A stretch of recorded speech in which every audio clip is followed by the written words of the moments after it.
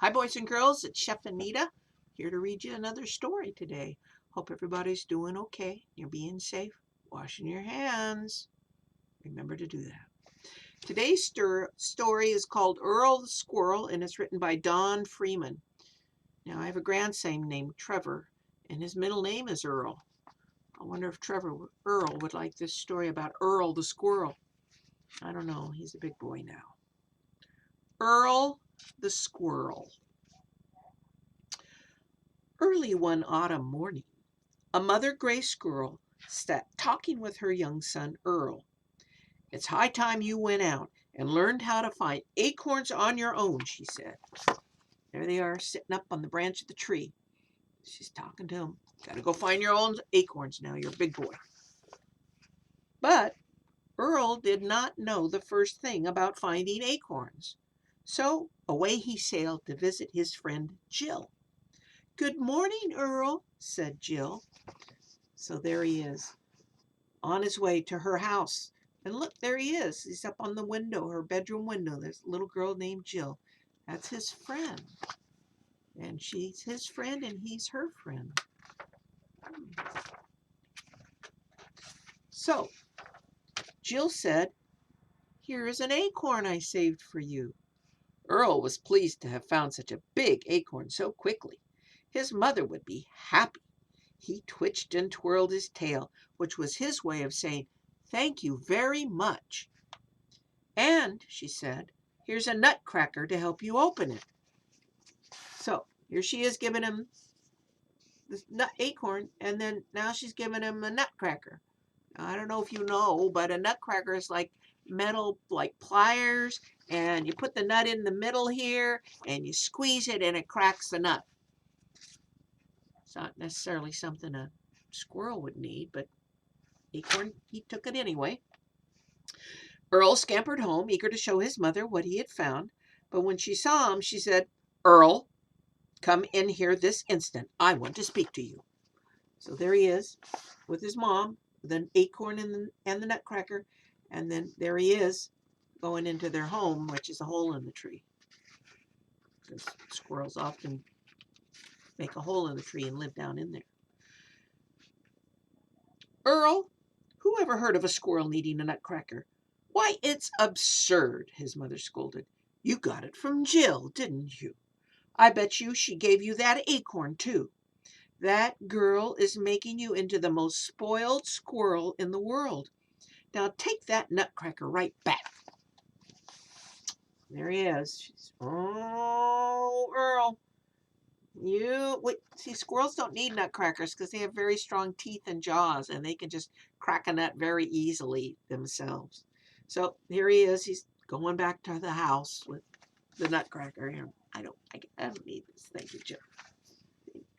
"You're back so quickly, and you didn't want the nutcracker? Well, never mind. I have an extra special present for you." And she tied a beautiful red scarf neatly around Earl's furry neck. "I really made it for my doll, but he wanted you to have it," she said. How proud Earl was of his scarlet scarf. So here he is getting it from her. She's putting it around his neck. And here she is standing in the corner in the window with her dolly that was going to have the scarf, but she gave it to Earl instead. He does look very nice with that scarf around his neck. Very handsome. Although he has fur. Back home he sailed with his tail all unfurled. But when his mother saw the scarf, she said, "Earl, come in here this instant. I want to speak to you." Here he is on his way home, and here he is. "Earl, you come in here right now," his mother said. "Who ever heard of any of us needing something around our necks to keep us warm?" his mother fussed. "Now that girl has done it. You are the most spoiled squirrel in the world." And here he is, Mama shaking the finger.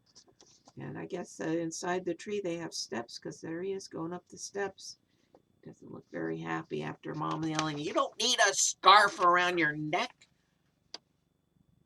Earl knew his mother was right.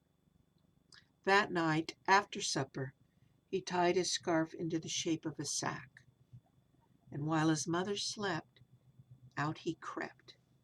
Earl wanted to show her that he could find an acorn on his own.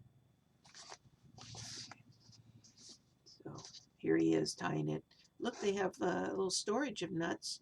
There's some nuts, different kinds of nuts and here he is sneaking out. Mama's sleeping, and he's going out of the hole. Full moon. All night long, Earl searched in the bright moonlight, under rocks, up in trees, and inside empty old mole holes, without finding one single solitary acorn anywhere. He's got his sack tied to a stick now so he could carry it, but he can't find any acorns. Went up the trees, down the trees, in holes in the ground, and did not find any acorns. By morning, Earl was very tired. In fact, he was all worn out. His ears were getting cold, so he tied the scarf around his head. That's better, he said to himself. See, here he is. It's morning, sun's coming up, he's tired, but his ears are cold. So he ties that scarf around his head, keep his ears warm. Well, that's a good use for it. Maybe that's an old squirrel hole for me to sleep in, he thought as he's looking up this tree. Look, see, the tree has this hole. Looks kind of like his house. And there he is looking inside. It's a nice tight close-up of Earl. Cute little boy, isn't he? Cute little squirrel. But look who's inside. Oh, excuse me, said Earl. I didn't know you lived here. Who did you think lived here? Hooted the great horned owl loudly. And who ever saw a squirrel wearing a scarf? My friend Jill gave it to me, Earl said proudly. By the way, could you tell me where I might find an acorn? An acorn, hooted the great horned owl. Why, certainly. There's a giant oak tree right over there full of acorns. But I wouldn't go anywhere near it if I were a squirrel wearing a scarlet scarf. So here he is. There's the great horned owl looking at him through the hole. And then over here, the owl is pointing off to this big old oak tree on the hill. There's acorns there, but I wouldn't go if I was a little squirrel wearing a red scarf. Conrad the bull would not like it one bit. You know what bulls do when they see red? They get awfully mad, said the owl. But Earl didn't hear a word the owl said about the bull, because he was already halfway over to the tree. And look who was snoozing there so peacefully. So here's Earl on the fence looking at that tree. And look, lying underneath the tree is Conrad the bull. Now, Al warned him that wearing a red scarf might make the bull mad. I wonder what's going to happen. Earl hopped up on top of the bull's burly back. He didn't see Conrad's long, sharp horns, and all he saw was acorns galore. Who's that tickling my shoulder? The big bull smoldered. So, look, here he is. He's hopping up on top of him, right on top of this big old bull. And all he's looking at is the acorns up in the tree. But the bull says, hey, wait a minute. Hey, who's tickling me? Hey, who is that? And he does have, look how sharp those horns are. Oh, my goodness. Whew. And there's Earl with his little red scarf. Earl didn't see Conrad's nose. All he saw was a great way to reach the acorns. And all Conrad saw was Earl's scarf. See, look, he's up on the nose. He's trying to reach up to get those acorns. And look at Conrad. He sees that scarf, and he's starting to get mad. I don't know why. Conrad got awfully mad.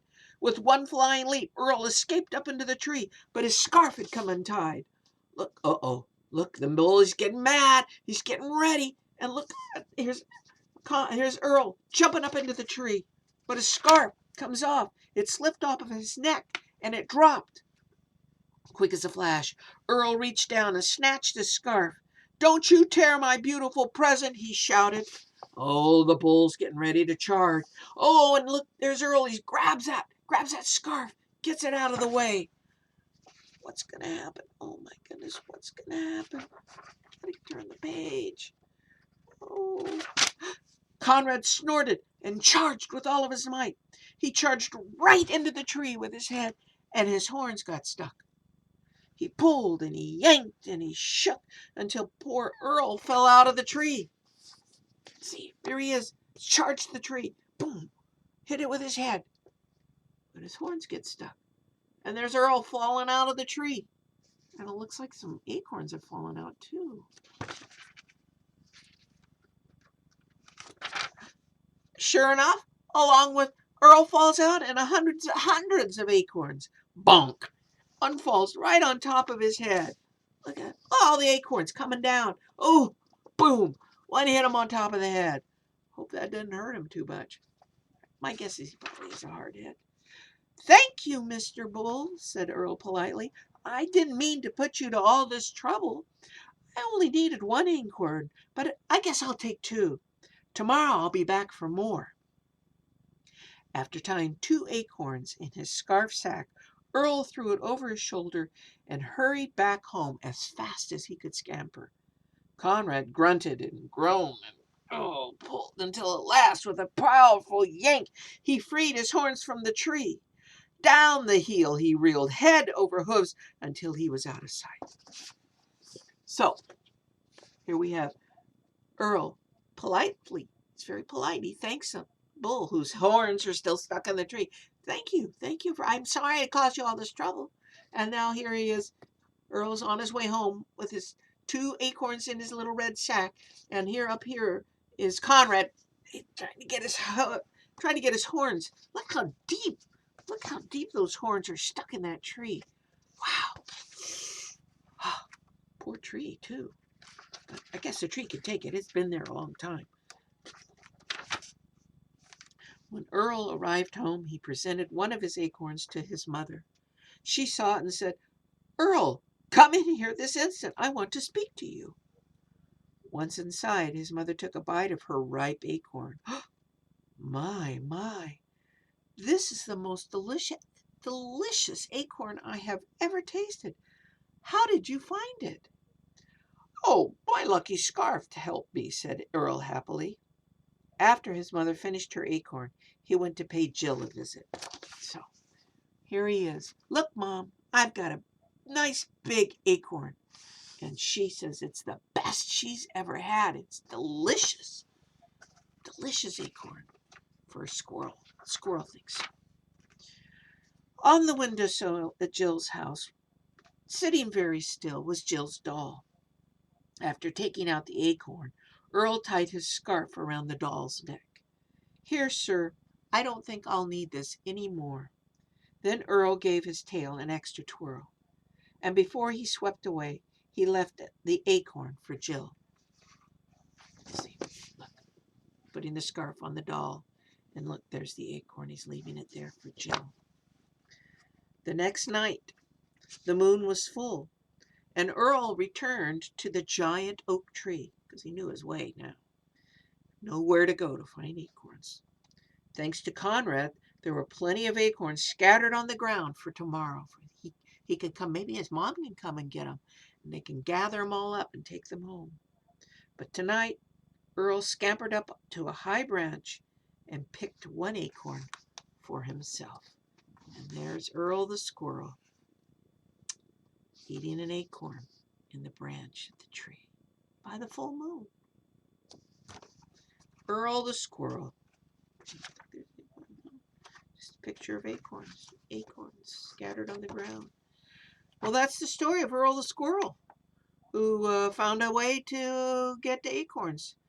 He didn't have to work very hard. The bull did a lot of work shaking those acorns out of the tree after he got his horn stuck in the tree. Earl the squirrel. So, I hope you like that story. And I hope everybody's taking care of themselves. And I'll be back to read you another story someday. Have a good day. Bye bye.